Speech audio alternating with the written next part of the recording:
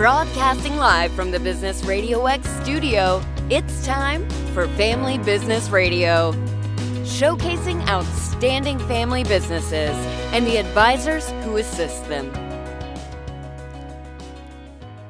Good afternoon. You're listening to an episode of Family Business Radio. I am your host, Anthony Chen.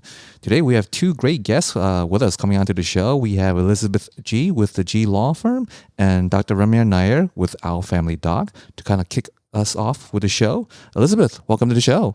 Thank you. Thank you for having me, Anthony. Great. So kind of share with our audience what inspired you to go into law and particularly immigration law? Well, long story short, divorce court, watching it as a 6-year-old, inspired me to want to become an attorney. And after many years of, figuring that path out and ending up in law school, immigration law kind of chose me in the sense that it was something that I was working in before I went to law school. And then after I got barred, it was, natural, like a no-brainer to start my practice in this area. Mm-hmm. So kind of share with us then, when people think of immigration attorney, kind of the default assumption is, it's just people who are kind of getting sponsored, they're coming in and getting a green card or getting a citizenship process. But I imagine there's a whole different field of immigration law, particularly when it comes to a corporate immigration attorney. Kind of explain to our audience, like, what is that?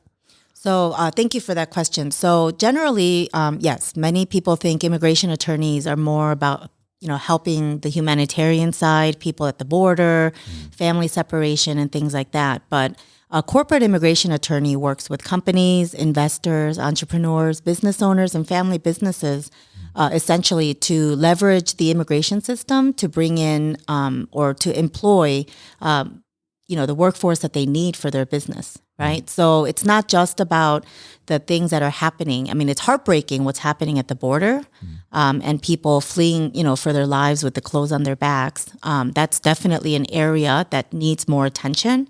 But on the other side of it, with companies that need the tech talent, or even in the medical field where, we have underserved hospitals where they're looking for doctors.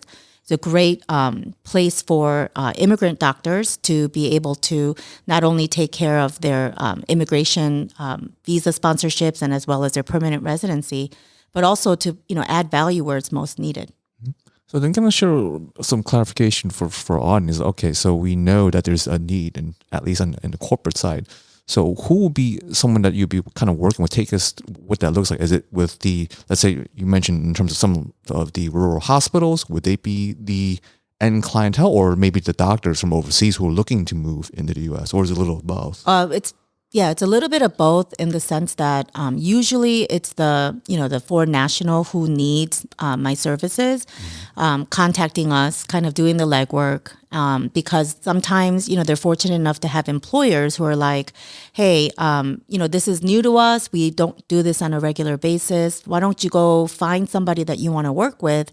And then when you've narrowed them down, we'd be happy to be a part of that conversation. Mm-hmm. So sponsorship, though, always, starts with the employer. The employer ultimately has to agree and will become my client. But, since we're using the example of these doctors, some of them are, qualified to sponsor themselves as a self-petition. Mm-hmm. So they don't necessarily need an employer to say yes. They, because of what they have to offer the U.S.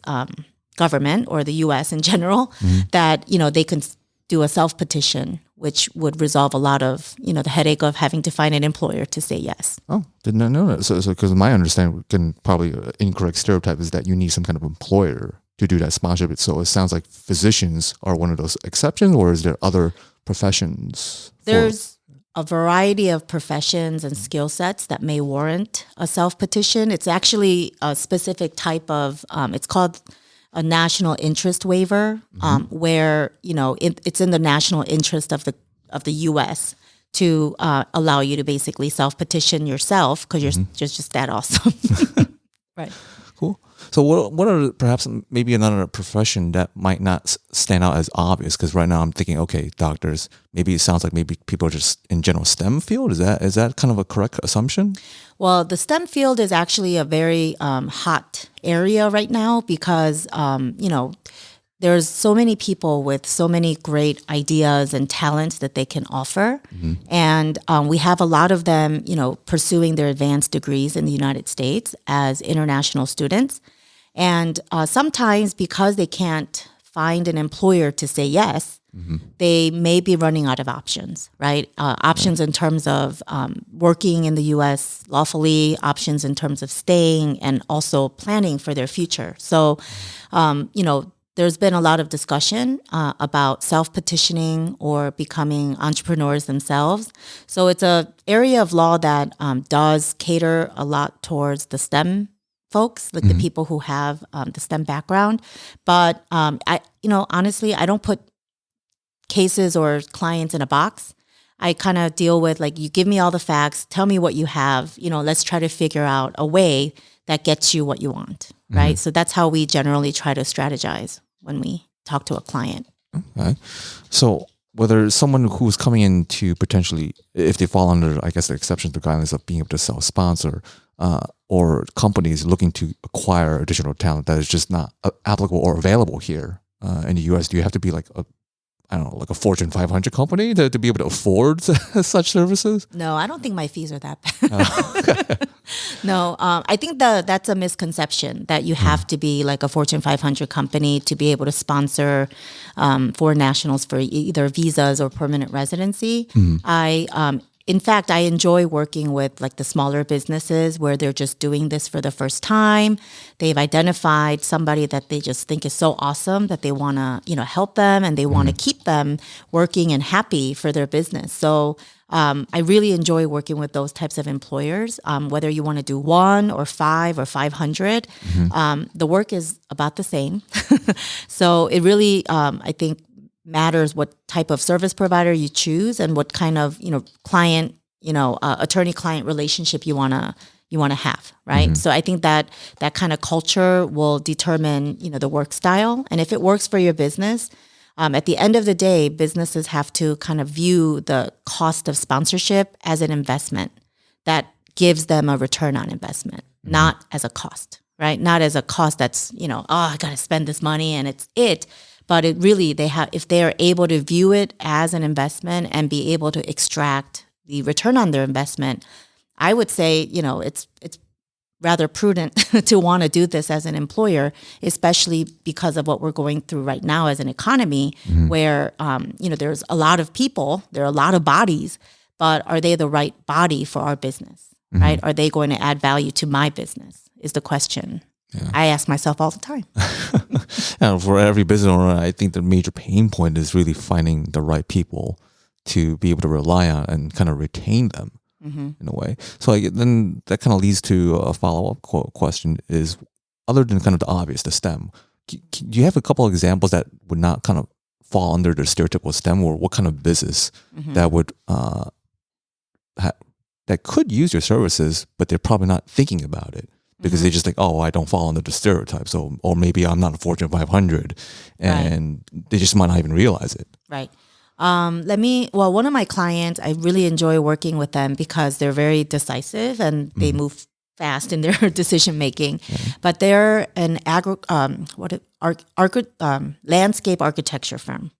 So they're not just, doing landscaping, but they go onto large properties and they design the whole, landscape. And they sponsored a young lady who's their landscape architect. So she obtained her bachelor's degree in landscape architecture from a U.S. university, and somehow, ended up working for them on an internship. And after the internship, they're like, she's awesome. We want to keep working with her, and we understand that, we need to sponsor her for some sort of visa to be able to work for us. So that's where the conversation started. But yeah, landscape architecture, I never thought I would, it was a thing. I've worked with architects before, but not in this field. So I love working with, new types of businesses. I mean, it's really what you can think of, right? Not all jobs are eligible for work visas. When we say the work visa, for example, like an H-1B visa, right? My favorite type of visa to work with, but not everyone can be eligible for that. So, employers do need to know, what industry they're in, what type of talent they're looking for, what they're willing to do in order to have that talent on a steady basis for their business. And everyone's plan can be different, right? Depending on your business, we customize a solution that is meant for you and your business, not like a cookie cutter solution that we apply to everyone, right?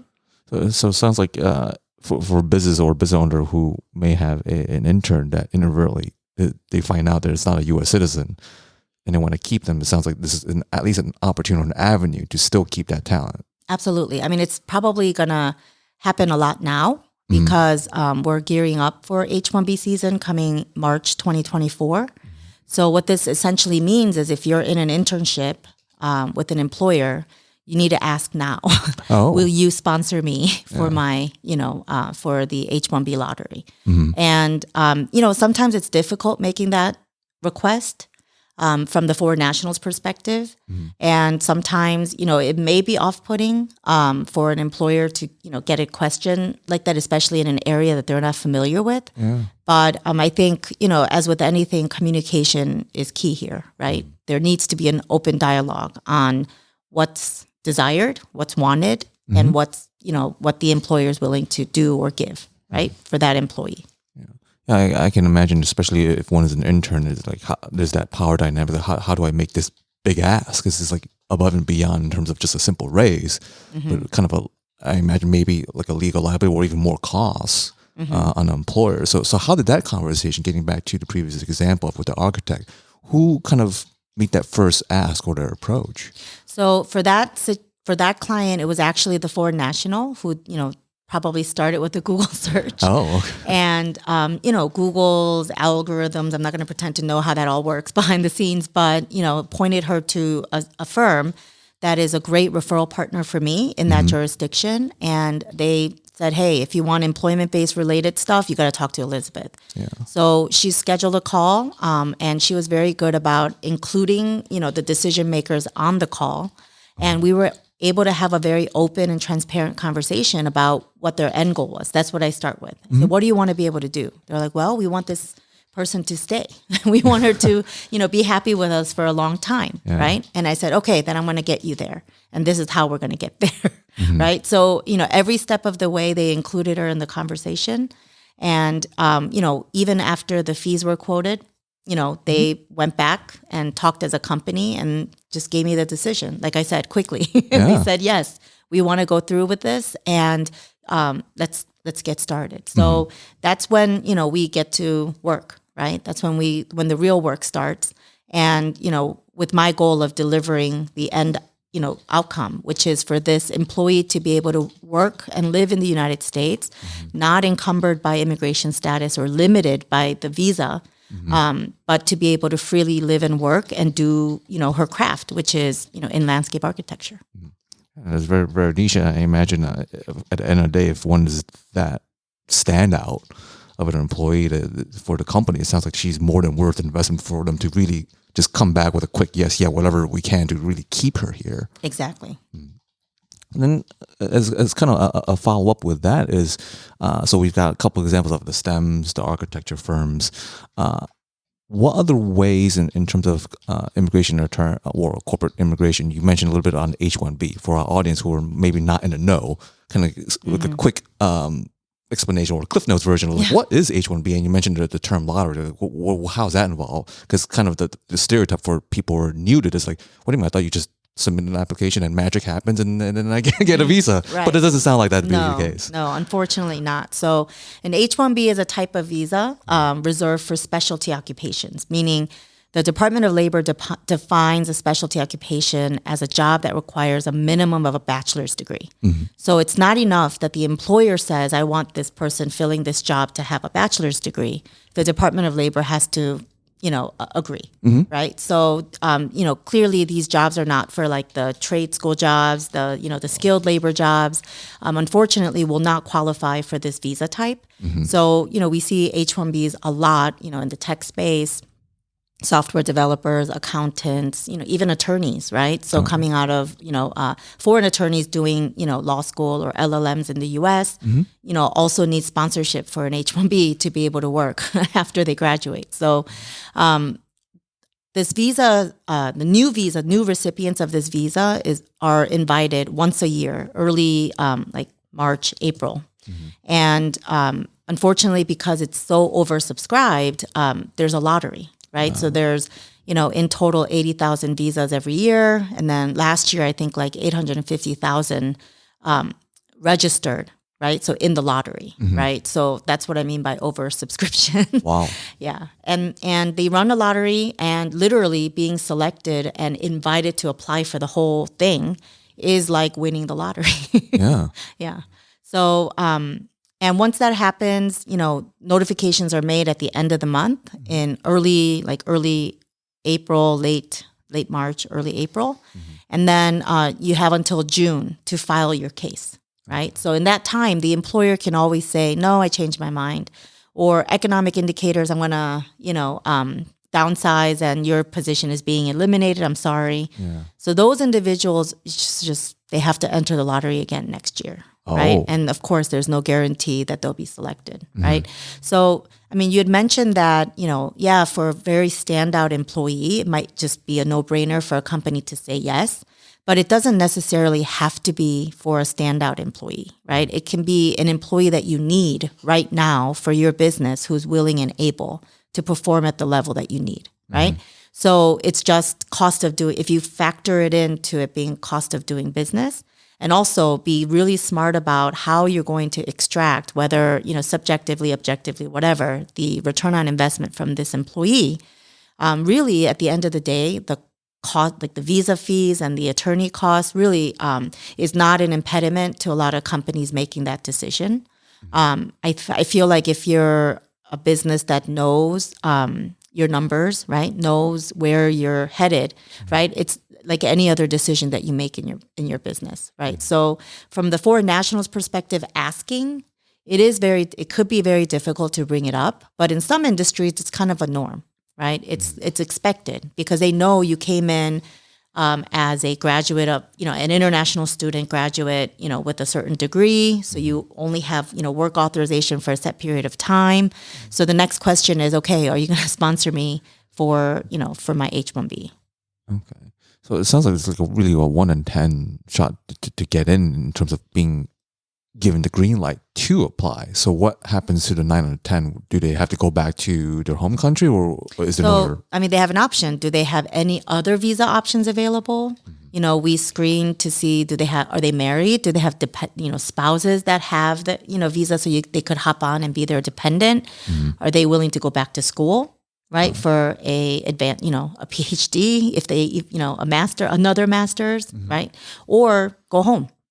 Oh, right, yeah. So that is definitely a reality, the possibility of going home. Okay. So for the listeners that are kind of hearing this for the first time, especially maybe even interns that might be listening in, it sounds like it's all right. This is kind of a elephant room, and it's kind of an industry standard or practice, and it sounds like kind of kudos to her where she was kind of proactive.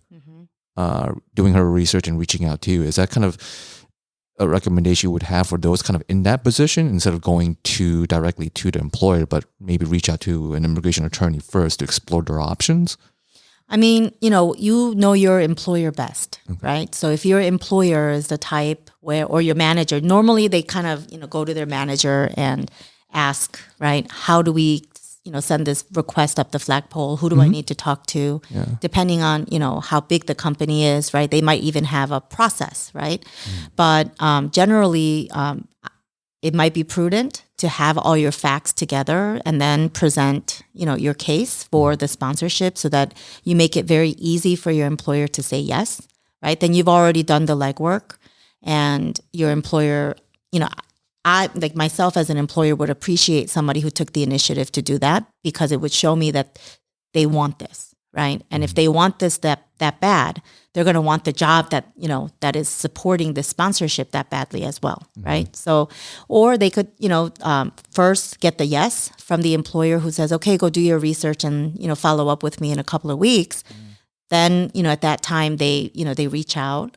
But one thing that they have to recognize is that there's really a difference between free legal advice and paid consultations, right? So free legal advice, you have to be very cognizant of who's giving it to you. Are you talking to the actual attorney, or are you talking to, somebody who's affiliated with the firm who maybe give you general information, but not something specific to your case? Because obviously, a non-attorney cannot give legal advice. Paid consults, for the most part, are paid because you're talking to an attorney, right? It's not about, me sitting there and charging you by the hour to talk to you. My business cannot sustain on that alone, right? For me, is to have a very specific conversation that's customized and tailored to you and your needs, so that we can decide if we're going to work together or if we can work together, right? Which is a very, I think, profitable and beneficial way to spend time, right, for both parties. So just don't be fooled by free, because free necessarily doesn't mean that it's quality. So what you're telling me is I can't just go on Web or Legal MD and get an accurate answer. I should not be asking Cora for legal advice. No, just like I wouldn't ask, do that and then go to my doctor and say, hey, I read this on Google. Yeah. Speaking of, we're going to have a doctor on board right after. So for our listeners, whether they're an intern or business who are kind of racking their brains of, okay, we have this gangbuster of a talent on our staff, but we don't want to lose them. So how can we keep them here? How can they best find you? They can find me at my website, www.myglaw.com. That's MYJILAW.com. Great. Thank you. Thank you. All right. Well, speaking of doctor, we have Dr. Nair on the air. Welcome to the show. Thank you. Thanks for having me, Anthony. Great. Welcome. So kind of share with our audience, like what got you into medicine and why in your particular field of practice? Sure. So I grew up in Brooklyn, New York, and I have, my parents are not physicians. They worked in the post office, but we lived in a typical Cosby show house. So upstairs I had two cousins that lived there, and they were my role models. So they were 10, 15 years older than I was, and they both became physicians. They were internal medicine physicians. And ever since I was a little girl, I knew I wanted to be a physician myself. So, but I loved everything about medicine. And so family medicine just fit in naturally for me. So I practiced in private medicine in Orlando, and I worked here for a big healthcare system for several years. And I realized, well, this is definitely not the way I pictured myself practicing medicine in general. Yeah. So about 2 or 3 years ago is when I heard about direct primary care, and took a bit of a leap of faith in order for me to start my own business and start my own practice. But here we are today. Mm-hmm. You said you mentioned the term direct primary care for our listeners that are just maybe hearing that term for the first time. Right. What is that? Sure. So direct primary care is a monthly membership model where patients pay typically anywhere from $75 to $125. So similar to a gym membership or a phone bill. Mm-hmm. And in return, they get unlimited office visits with their physician. They get same day or next day appointments for any urgent type of situations. They basically have a physician at the fingertips of their phone. So my patients email me directly if they have questions. They don't have to go to Google to look up their questions. They can reach me. They can call me, if there's something urgent, and I can get them in to be seen. And so in my practice, it's just me and my medical assistant. So they're not going to go and see another physician. They're not going to be seeing a nurse practitioner or PA. They'll get a family doctor that really knows them and their health. So you're telling me if I need an appointment, I don't have to wait a month or two to actually see you? That's absolutely correct. And unfortunately, in this time, it's more of 3 to 6 months for them to see their doctor. Mm-hmm. Yeah. So what kind of inspired you to as you mentioned, take this leap of faith? Yeah. So, I was working and seeing upwards of 20 patients a day with 15 minutes per patient. And unfortunately, spending a lot of time charting and sitting in front of the computer, trying to satisfy insurance requirements and things for hospital administration, and not necessarily doing something that's related to patient care, which is at the end of the day, the most important thing. Mm-hmm. So unfortunately, for every 1 hour of patient care that you do, you have 2 hours of administrative burden that you have to take care of. So there was a lot of times I was putting my kids to bed and charting till midnight, or waking up at 4 a.m. and charting, or working on weekends. Mm-hmm. And I realized this is just not the best way of practicing medicine. Mm-hmm. So that's when I looked at other practices, other ways of providing good quality care and making it accessible and also transparent as well in terms of pricing. Yeah, so it almost sounds like you're more of pushing buttons and then being a doctor at that point. If it's a 1-to-2 ratio at best. Yeah, absolutely. So how did you run into this particular model? Did someone introduce you to it, or you said, you know what, there's got to be a better way, and you kind of went down a rabbit hole? Actually, several friends of mine from residency, I trained up in Michigan, had started their own direct primary care practices in Vegas and Michigan. And they had also worked for fee-for-service models with big hospital systems and told me, this is a great model to look into because not only are your patients loving it and getting great access to care, but physicians, they have better work-life balance as well. And that's one of the reasons people do go into family medicine, because you want to spend time with your own family, but also taking care of your patients as family as well. So that kind of gives away, in terms of my segue question, is our family doc. Is that kind of the origin of that particular name? Yeah.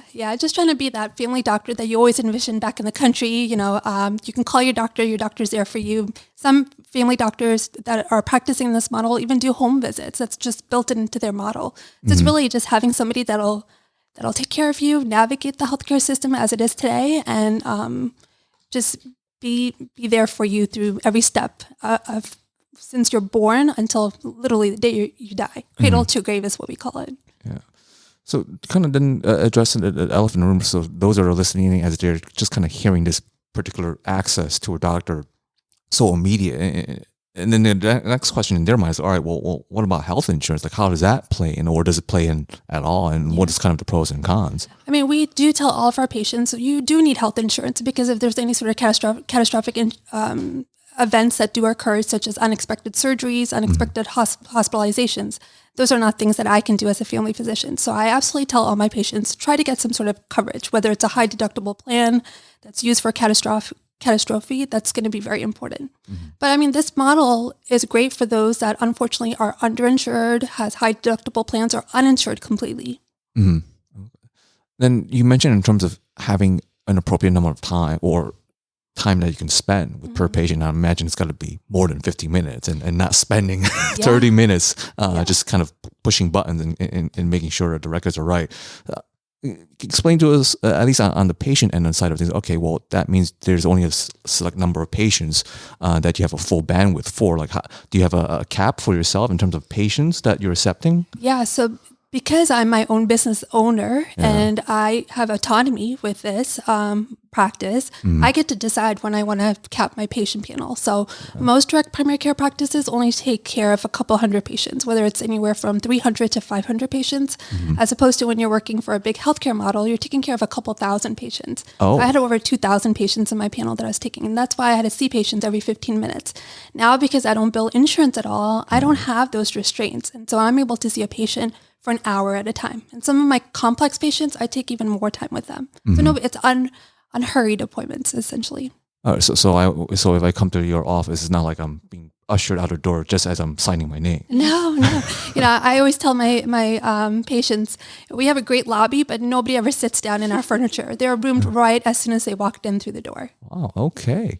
So then you mentioned about spending an hour, even maybe even beyond that if they're complex cases. It sounds like you would at least inform us or educate us, like, what is a diagnosis? Because sometimes for new patients coming in, they might get some XYZ diagnosis, a long term, and they go, I've never seen this word before. Like, what does this mean? Right. Is that something that you kind of handhold the patient through? Yeah, I mean, sometimes I have patients that haven't seen a doctor for so long because of, unfortunately, the cost of healthcare. And so they may have really poorly controlled diabetes and need insulin. And, just talking to them about diabetes in general takes up a long period of time. And with a medical condition such as diabetes, sometimes they have high blood pressure and cholesterol. And just kind of navigating all of those medical conditions and talking to them about the risk and benefit of being on medications and why it's important to have it properly controlled takes up a long period of time. Then if you have somebody just kind of standing behind the door and saying, hey, you got to leave, you have 3 other patients waiting to be seen, can be very, very difficult. And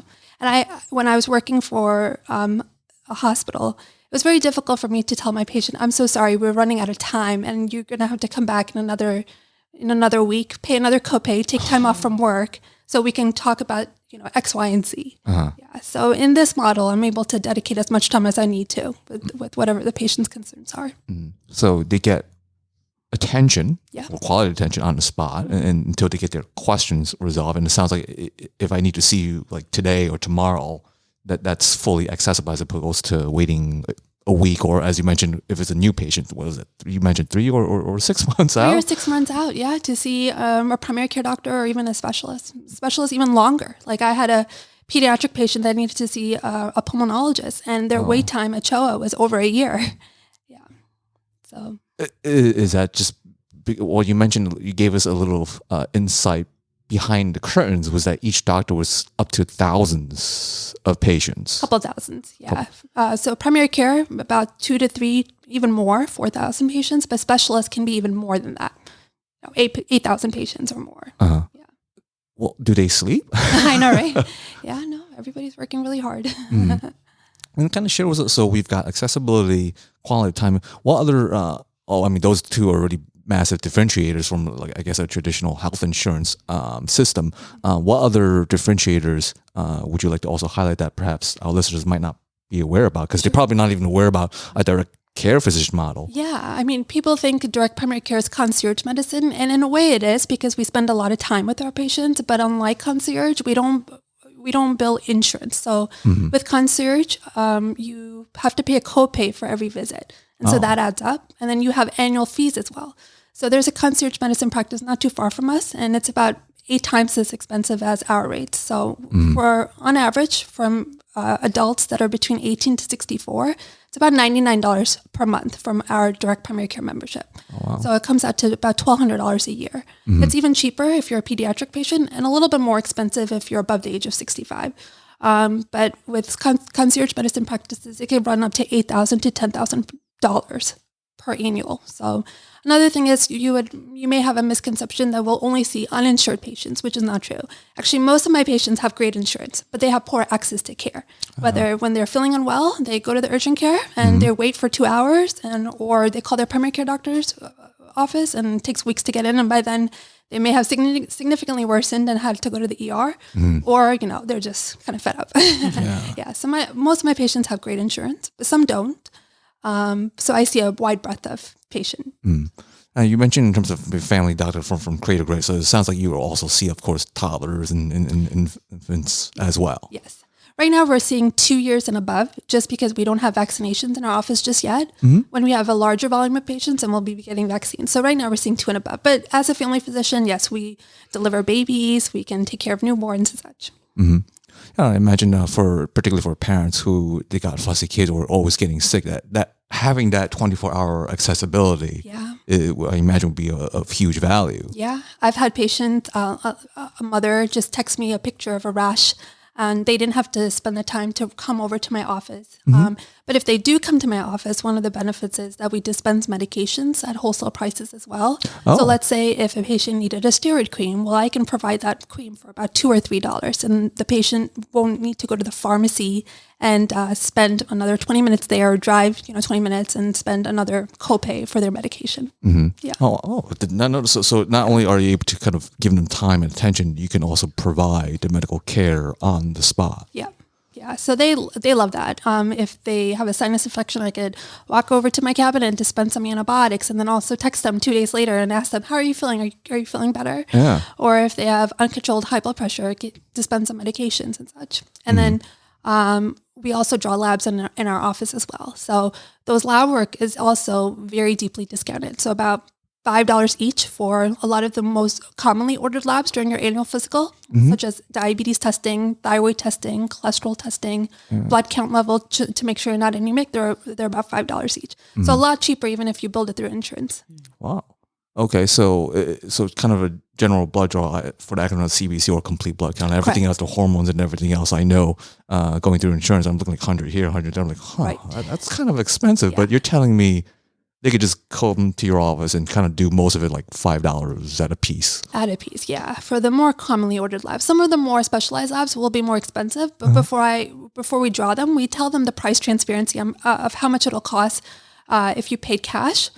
And then our patients will decide whether they want us to bill it through their insurance versus not. But if we do bill it through insurance, I'm not privy to know how much of that is covered, and they may get a surprise bill a few months down the line. Oh, price transparency. Imagine that.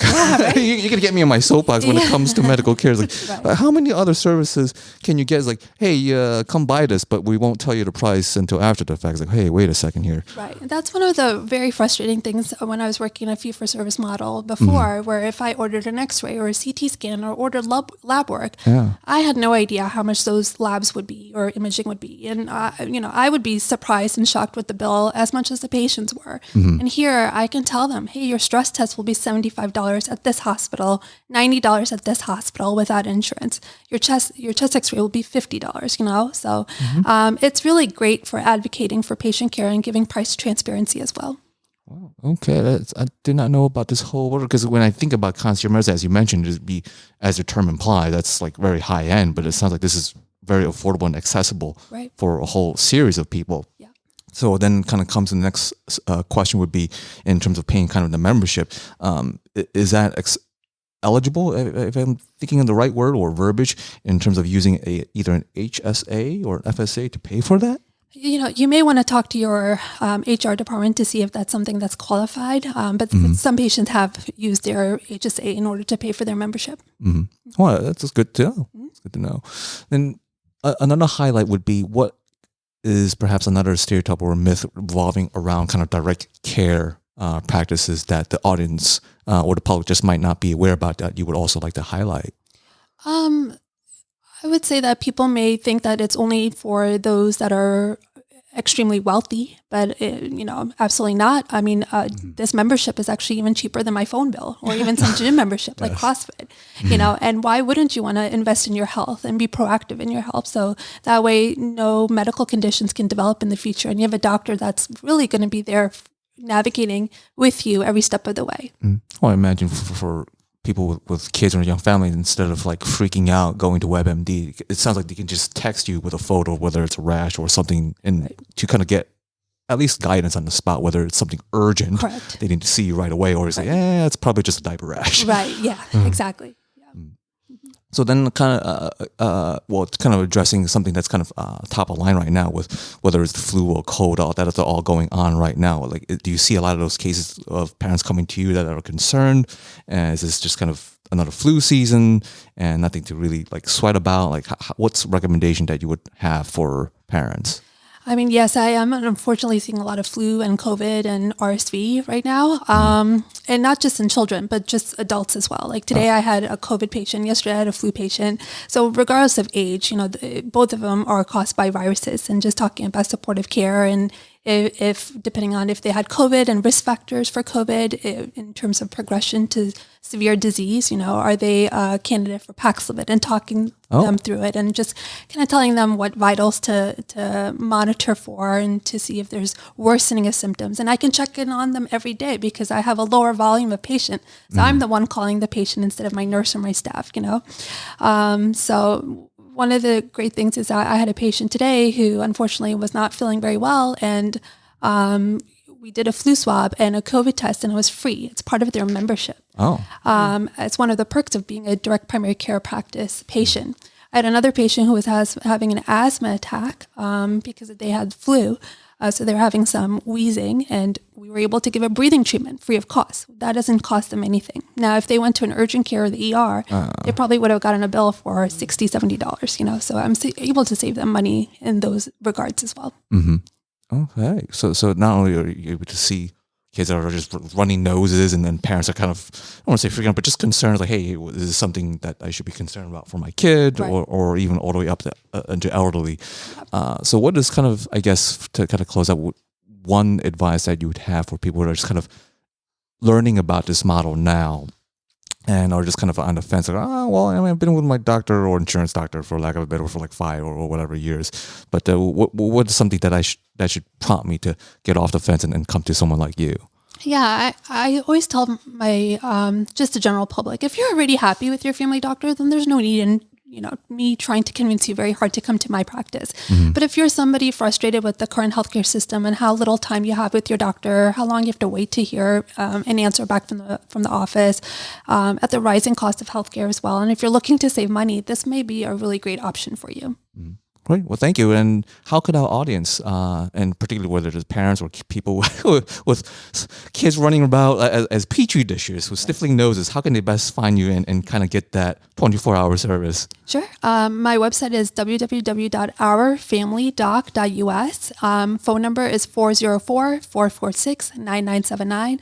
And don't be surprised if I answer the phone, because that's typically how it is, or if my medical assistant answers the phone. Great. Thank you. Talk about that family doctor service. And when you mentioned about the doctors making house calls and people thinking of concierge medicine, that was medicine back then. Right. It should just be medicine.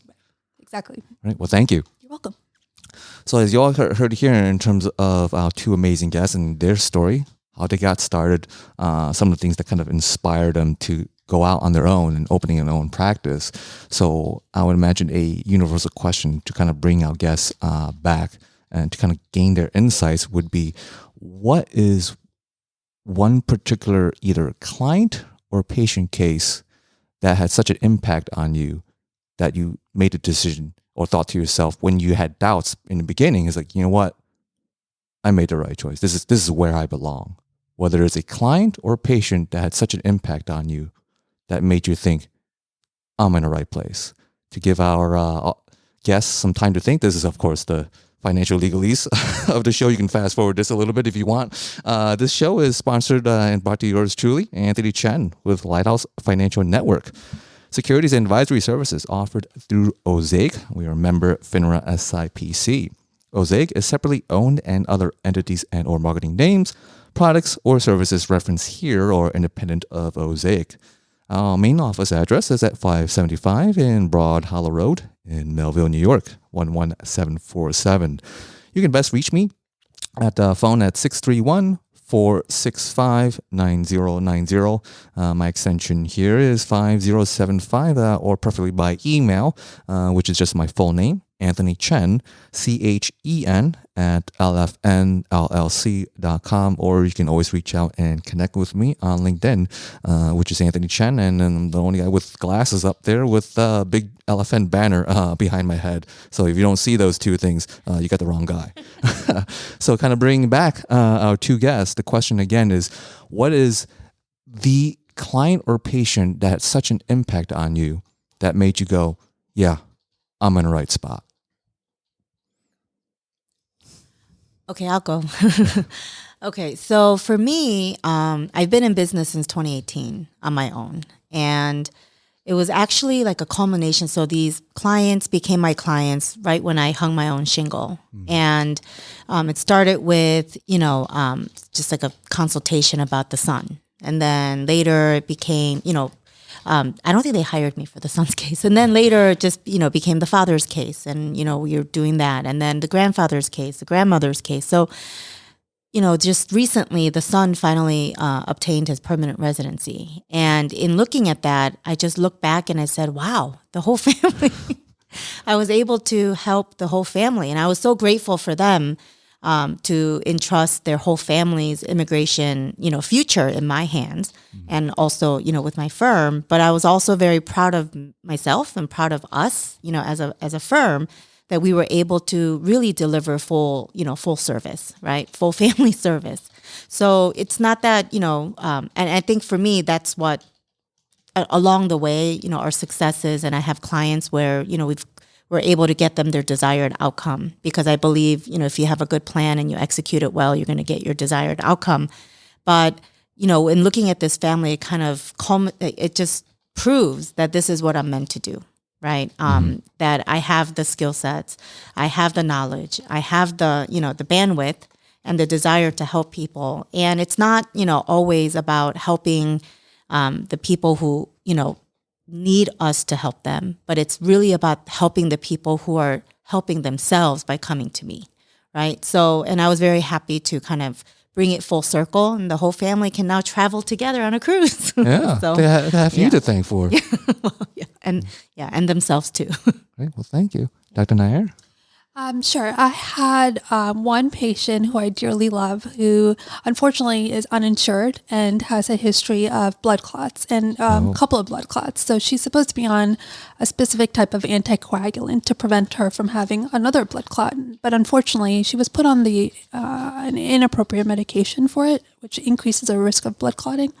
And because she was uninsured, she wasn't able to afford the right medication. But I was able to get her medications for free. And she was absolutely so thankful and grateful that she had a doctor that was able to provide that for her. So that was really when I realized, I have the time now that I'm able to get my patients affordable medications and take care of them properly. Mm. Yeah. I imagine, especially with only 15 minutes or really less per patient, it sounds like it might have potentially been an oversight from someone prior. Or? Could be. Yeah. Okay. Well, it's a good thing that she has you where you can spend an hour actually at an appropriate time and kind of spot that, I guess, inappropriate medication. Is that something you run into frequently, or was that was like one freak event? It may have been just a freak event, but when there's such time limits put on patient care, those oversights can happen, and it could be just easily missed by whoever was taking care of the patient, but regardless, no harm occurred, which is always great. But the fact that she's on the appropriate medicine now and it's free for her is just a great benefit. Good, great. Well, thank you for sharing. Sure. And then kind of for one last wrap-up question would be, as you're both kind of going into this business world all on yourself, for those that are listening in and they're kind of on the fence, like, all right, well, whether they're also in medicine or also in law or any other profession, like, all right, should I go on by myself or should I just kind of stay on? What are some words of wisdom that you would impart upon those that are on the fence? Well, I think self-employment, any type of entrepreneurial endeavor is not for the faint of heart. In the beginning, until you're able to scale, be prepared to be working like 2 full-time jobs. Mm-hmm. You have to have the desire, the passion, the energy to support 2 full-time jobs, because this is that much that important to you and the people that you serve. Dr. Nair? It is absolutely a lot of work. I'm putting on multiple hats. I only have one medical assistant, so I'm the one who's doing marketing. I'm the one who is going out and meeting patients. Even before I hired my medical assistant, I was the one greeting my patients, reviewing them, getting their vitals and everything. So it's a lot of hats, and they don't teach business in medical school. So it's a steep learning curve, but I would try to tell all the family doctors out there, go out on your own, have autonomy, love practicing medicine again. I find so much more appreciation working in this model and practicing medicine the way I always envisioned it to be, instead of working for somebody else. So absolutely, if more doctors can go out on their own and open up practices such as this, I would really vouch for it. Great. Well, thank you. And then kind of close this out. Again, how can our audience best find you? They can find me at the G Law Firm, www.myglaw.com. And our phone number is 404-947-8048. Thank you. Website, again, is www.ourfamilydoc.us, and phone number is 404-446-9979. Great. Well, thank you. Thank you, Anthony. Thank you. All right. To kind of close out the show, this is what we called Anthony's financial take section of the podcast here. So as you kind of heard from our 2 amazing guests here in terms of kind of branching out on their own and getting inspired from their clients and patients and really understanding their purpose in life and realizing, this is where I belong. So how does this kind of involve in terms of financial planning? In conversation when building a financial plan, rather than just kind of going with the stereotype, everyone's just kind of have an arbitrary age of 65 and just kind of quit work and collect Social Security and stay home and eat bonbons. Well, that's an old model. My suggestion for those of you listening is kind of think outside the box, because nowadays retirement is completely different. Some people are actually more busy retired than when they were working, because they are now able to kind of give themselves a permission or green light to chase after things that they enjoy and love, whether it's pouring their life and energy into a nonprofit, maybe reinventing themselves into another career, opening a business, because they've always been so focused on everyone else. They've kind of neglected themselves. As you've heard from our 2 amazing guests here, is, hey, just make that leap, but understand that this is something that you want to have an absolute passion in, and really weave that in as kind of your financial plan at the end of the day, because at the end of the day, you can't really take that money with you. So you got to make sure that you kind of live your life with an absolute love and purpose and passion. And that's what makes the whole ride worth it. And that is it for Anthony's Financial Take. This is a December episode. So for those of you listening, Happy New Year, Merry Christmas, Hanukkah, Kwanzaa, or whichever holiday you celebrate. And until next time, thank you for listening in to Family Business Radio.